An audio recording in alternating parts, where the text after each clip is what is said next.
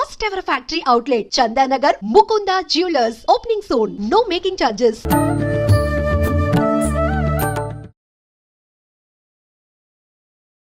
నమస్కారం, welcome to I dream. ధర్మ మార్గం విత్ విజిత కార్యక్రమానికి స్వాగతం.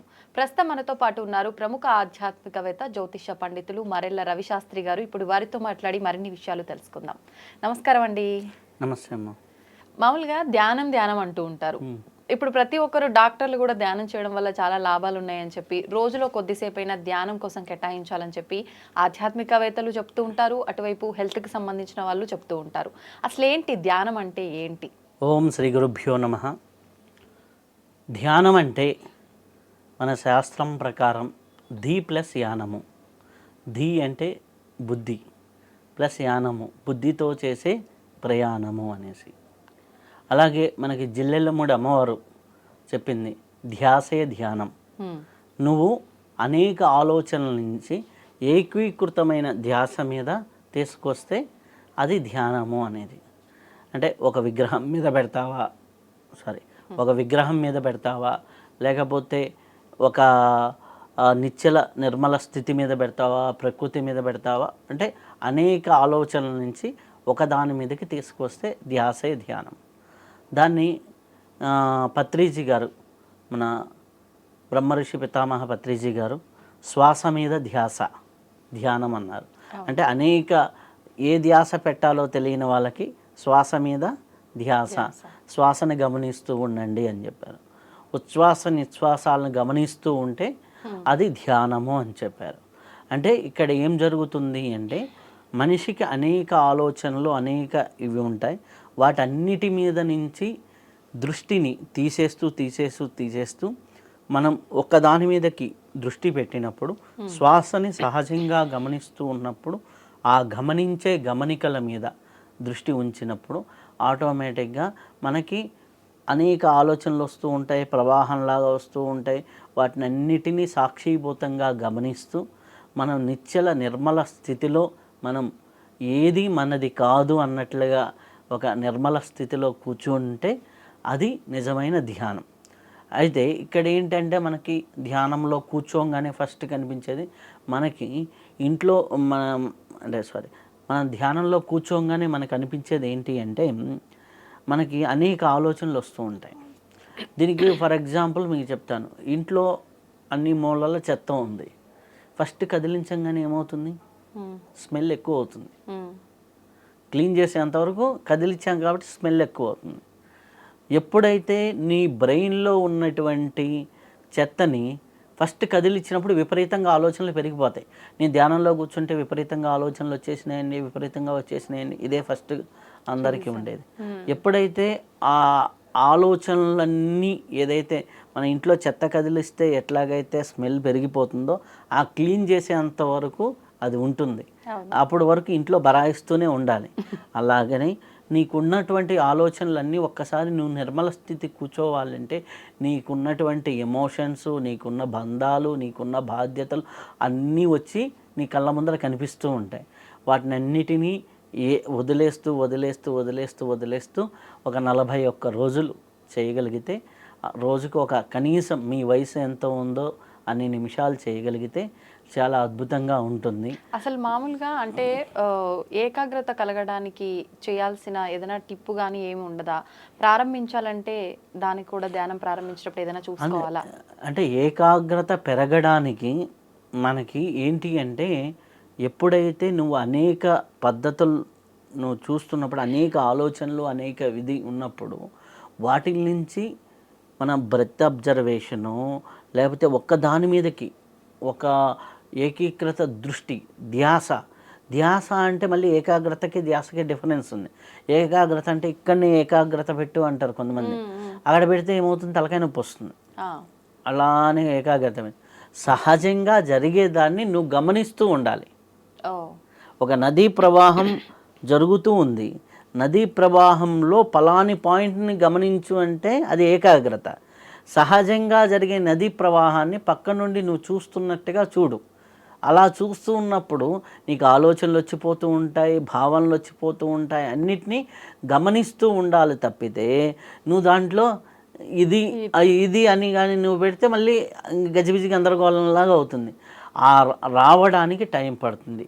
ఎట్లా అంటే మీ సహజంగా చెప్పాలి అంటే మన శరీరానికి స్నానం చేస్తాం, ఒంటి మీద మురికి ఉదయం సాయంకాలం స్నానం చేస్తూ ఉంటాం, ఒంటి మీద మురికిపోతుంది. బ్రెయిన్లో ఉన్న చెత్తకి స్నానం చేయించడం అంటే ధ్యానం చేయడమే. సింపుల్.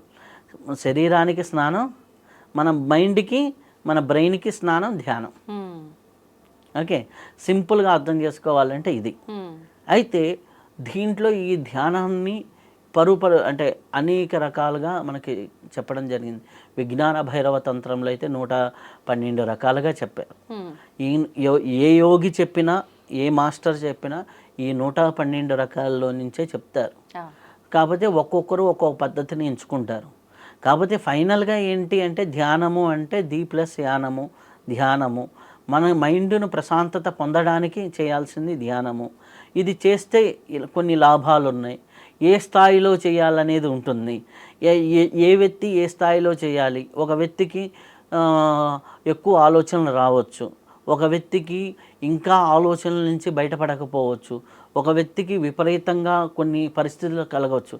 అది రైట్ గురువుతో కోఆర్డినేట్ చేసుకుంటే చాలా బాగుంటుంది. లేకపోతే ఇక్కడ ఏమవుతుందంటే ఆ కోఆర్డినేషన్ లేకపోవటం వల్ల వాళ్ళు చేసేదే కరెక్ట్ అనుకున్నారనుకోండి, అది భ్రమలు భ్రాంతుల్లోకి వెళ్ళిపోతారు. కాబట్టి అవి మిస్లీడ్ కాకుండా మనం వెళ్తూ ఉంటే ధ్యానం అనేది చాలా అద్భుతంగా ఉంటుంది. ధ్యానం చేయడానికి అనువైన సమయం ఏదైనా చూసుకోవాలా, మనకి ఇష్టం వచ్చిన సమయంలో చేసుకోవచ్చు అంటారా? ధ్యానానికి అనువైన సమయము ప్రదేశము అంటే ప్రాతకాలంకి మించింది లేదు. తెల్లవారుజామున చేసుకోవడం అద్భుతమైనది. అప్పుడు ఎవడూ డిస్టర్బెన్స్ ఉండదు, ఏది ఉండదు. లేదు మీకు ఆ ప్రాతకాలం కుదరలేదు, మీకు ఎప్పుడైతే డిస్టర్బెన్స్ లేకుండా ఉంటుందో, ఎటువంటి సౌండ్స్ లేకుండా ఉంటాయో, ఏ సమయమైనా ఎప్పుడైనా చేయొచ్చు. కాబట్టి చుట్టూ ఎక్కడ నిన్ను డిస్టర్బ్ చేసేది ఉండకూడదు. నువ్వు కూర్చున్నప్పుడు బయట ఎవరో కేకేయటము లేకపోతే పిలవటము ఇట్లాంటి పరిస్థితులు లేకుండా కూర్చోగలిగితే చాలా అద్భుతంగా బాగుంటుంది. ఏ సమయంలో అయినా చేయొచ్చు. ఉదయం పూట బెస్ట్, మళ్ళీ కుదిరితే ఇంకా సాయంకాలం పూట కూడా మంచిది. కొద్దిగా హాట్ టైంలో ఏంటంటే మనకి బయట సౌండ్స్ ఇవన్నీ డిస్టర్బ్ చేస్తుంటాయి. కాబట్టి అవి కొద్దిగా ఆ డిస్టర్బెన్స్ లేకుండా ఒక ప్రదేశాన్నో ఒక గదిలోనో మీరు కూర్చొని ప్రశాంతంగా ఏ టైం అయినా మనం ధ్యానం చేయొచ్చు. ఇప్పుడు మామూలుగా డైలీ ఎంత సమయం ధ్యానం చేయొచ్చు? మొదటగా ఇప్పుడు కొత్తగా ప్రారంభిస్తున్నారంటే వాళ్ళు ఎంత సమయం నుంచి మొదలు పెడితే బాగుంటుంది? ఇప్పుడు మొట్టమొదటగా వాళ్ళు ప్రయత్నం చేయాలి. ఏమీ తెలియలేదు అనుకోండి, హ్యాపీగా వాళ్ళు ఒక 15-20 నిమిషాలు నుంచి స్టార్ట్ చేసుకోవచ్చు. ఇంకా వాళ్ళ వయసు ఎంత ఉందో అన్ని నిమిషాలు చేయటం. చిన్నపిల్లలకి అయితే 10th క్లాస్ వరకు అయితే ఉన్న పిల్లలందరికీ ఒక 20 మినిట్స్ హ్యాపీగా చేయించవచ్చు అనమాట. 20 మినిట్స్ ఉదయం సాయంత్రం 20 మినిట్స్ చేసుకోగలిగితే పిల్లలకి సరిపోతుంది. అంటే ఎవరి వయసు ఎంత ఉందో అంత అంటే అది మామూలుగా అలా చెప్పారా క్యాజువల్గా? దానికి ఏమైనా క్యాలిక్యులేషన్ ఉంది. అంటే వాళ్ళకి ఇప్పుడు ఓ 15 సంవత్సరాల పిల్లవాడు ఉన్నాడు 10th క్లాస్, వాడుకుండే ఆలోచనల పరిధి ఎంత ఉంటుంది? అంతే, వాడి వయసుకు తగ్గట్టుగానే ఉంటుంది. ఒక 60 ఏళ్ళ వ్యక్తికి ఎన్ని ఆలోచనలు ఉంటాయి? ఆ చెత్త క్లీన్ అవ్వాలంటే అంత కావాలి కదా. ఇప్పుడు మీరు మామూలుగా ఇంట్లో ఏసీ రూమ్లో కూర్చొని వెళ్ళి 2 చెంబులు పోసుకున్న స్నానం అయిపోతుంది. అదే బాగా శ్రమ చేసి బురదంటించుకోనో మచ్చంటించుకోనో వచ్చినోడికి ఒక బకెట్ నీళ్ళు కావాలి. అలాగే మనకి శరీరానికి స్నానము, మన మనసుకి మన బ్రెయిన్కి ధ్యానము అని చెప్పాం కదా. వాళ్ళు వయసుకి తగ్గినట్టుగా వాళ్ళకున్న చెత్తను బట్టి, అంటే వాళ్ళకున్న ఆలోచనలు బట్టి వాళ్ళు సమయం అనేది ఏజ్ పెరిగే కొద్దీ పెరుగుతూ ఉంటుంది. అలా చేస్తూ ఉంటే కొంత సమయానికి ఆ ప్రెజర్ అనేది 0 అవుతుంది. ఆ తర్వాత వాళ్ళు 10 నిమిషాలు 20 నిమిషాలు చేసినా కానీ అది అద్భుతంగా ఉంటుంది. ఇప్పుడు కొంతమంది అంటారు ధ్యానము గంటలు చేయాలి అంటారు. కాదు, నాకు ఒక యోగి, హిమాలయ యోగి చెప్పారు ఏంటంటే, మీరు ఫస్ట్లో గంటలు చేయండి, ఓ 2 ఏళ్ళు 3 ఏళ్ళు 4 ఏళ్ళు చేయండి, బాగుంటుంది. ఆ తర్వాత గంట సేపు ధ్యానం చేసేది శక్తి 1 నిమిషంలో ఎలా తెచ్చుకోవాలో ప్రాక్టీస్ చేయండి. ఒక 10 గంటలు ధ్యానం చేస్తే వచ్చే శక్తిని 10 నిమిషాల్లో ఎలా పొందాలో తెలుసుకోండి. ఆయన ఒక టెక్నిక్ నేర్పించారు. జస్ట్ అందరినీ ఆలోచనలు అంటారు కదా ధ్యానంలో, వారు నాకు ఒక టెక్నిక్ నేర్పించారు. ఆ టెక్నిక్ అంటే వీడియో పరంగా మనం చేయలేము. ఆ టెక్నిక్ చేసామనుకోండి, జస్ట్ ఎంత కొత్త వ్యక్తికైనా ఆలోచించమని, మీరు ఆలోచించండి అని మనం కానీ చెప్పినా వాడు ఆలోచించలేడు. అంత సాధారణ స్థితిలో ఉంటా, అంటే అంత నిర్మల స్థితిలో అయిపోతాడు. ఓకే. అంటే మీరు ఆలోచించండి, ధ్యానంలో కూర్చోబెట్టి నాకు ఆలోచనలు వస్తూ ఉంటాయి అంటారు సహజంగా. ఆ ఆలోచనలే మీరు ఆ టెక్నిక్ చేసి ధ్యానంలో కూర్చోబెడితే మీరు ఆలోచించడానికి ప్రయత్నం చేయండి. ఆ టెక్నిక్ ఏంటో చెప్పండి కదా, అంటే ప్రాక్టికల్ గా అవసరం లేదు. ప్రాక్టికల్గా మనకేంటంటే నాడుల మీద ఉంటుంది. ఆ నాడుల మీద ఒక్కొక్కరికి కొద్దిగా చేంజెస్ అవుతాయి. కాబట్టి నేను ఇక్కడ ఈ ఒక నాడి చూపించాను అనుకోండి, ఇంకొక నాడి చేశాను అనుకోండి, తేడాలు వస్తాయి. అందుకని ప్రాక్టికల్గా కష్టం అంది. అందుకని చెప్పేటప్పుడే నిపుణుల పర్యవేక్షణలో జరగాలంటారు. అంటే ప్రాక్టికల్గా అంటే ఎదురుగా చెప్పినప్పుడు దాని ఇంపాక్ట్ వేరుగా ఉంటుంది. ఇప్పుడు చెప్పామనుకోండి, నేను ఇడానాడు అంటే వాళ్ళకి ఇడానాడు ఏదో తెలియనప్పుడు, పింగళనాడు ఏదో తెలియనప్పుడు మొత్తానికి తేడాలు వస్తాయి. సుషుమ్నాడు ఏదో తెలియాలి, ఇడా పింగళ సుషుమ్నాడులను బ్యాలెన్స్ చేయాలి.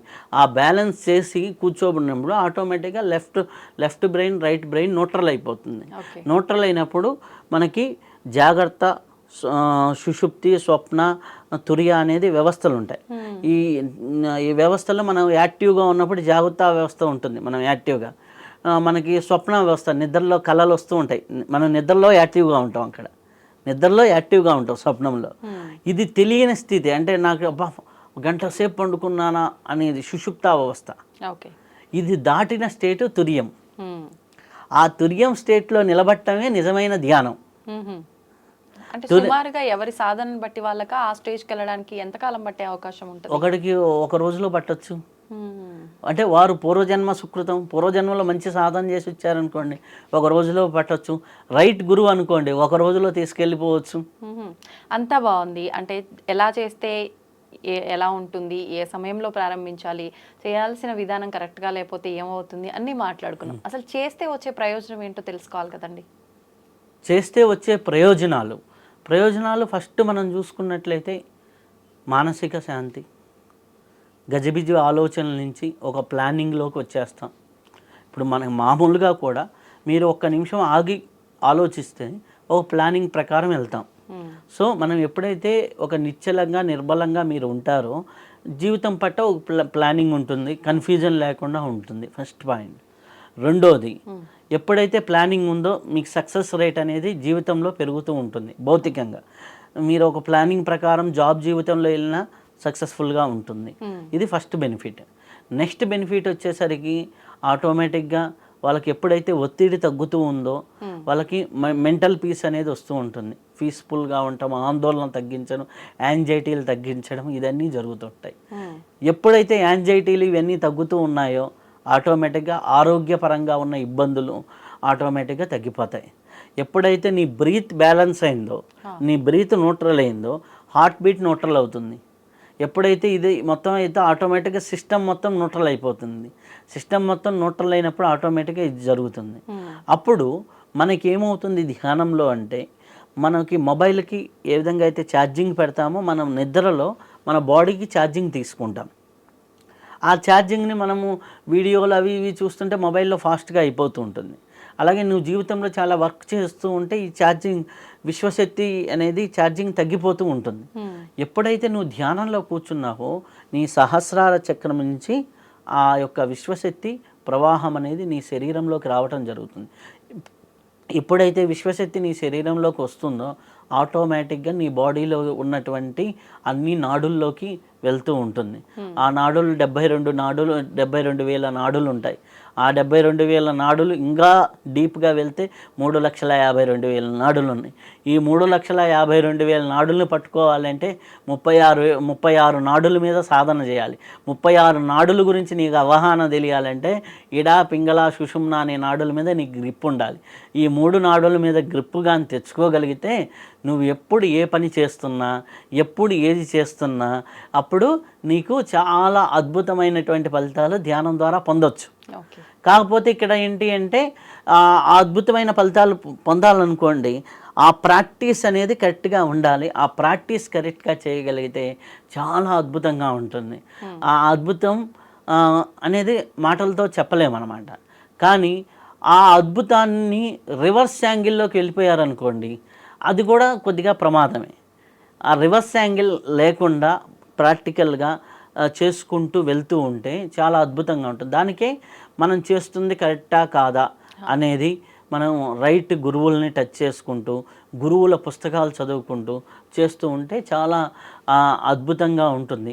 దీనికి బెస్ట్ ఏంటంటే, ఎవరైనా కొత్తగా ధ్యానం నేర్చుకోవాలనుకుంటే ది స్పిరిచువల్ రియాలిటీ అని యూట్యూబ్లో ఒక యానిమేటెడ్ మూవీ ఉంది.